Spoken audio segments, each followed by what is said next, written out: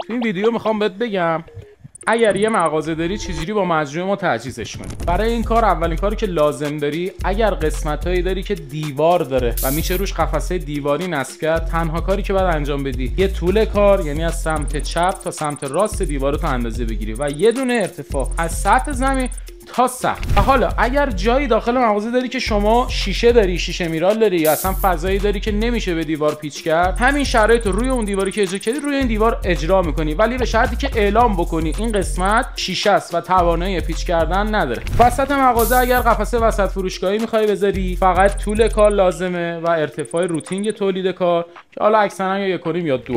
ولی تنها چیزهایی که توی اندازه‌گیری چه انباری خونه چه قفسه لازمه طول کار و ارتفاع. گزینه‌های بعدی مثل تعداد طبقاتی که مد نظر شما هست و نیازی که به مشاوره ما اعلام بکنید تا بچه‌ها بدونن اون پیش فاکتوری که به شما میخوام بدن چه تعداد طبقاتی داشته باشه، 3 تا باشه، 2 تا باشه، یه دونه باشه، که این به سلیقه شما تعیین میشه. و عمق قفسه که عمق قفسه از اون قسمتی میشه که شما از دیوار تا جلو قرار اون سازه شما بیاد و روش جنس رو قرار بدید. عمق 30 باشه، 40 باشه. تنها چیزی که برای تجهیز کردن قفسه با مجموعه لازمه اندازه‌گیری دقیقه. غیر حضوری، تلفنی کارت انجام میشه.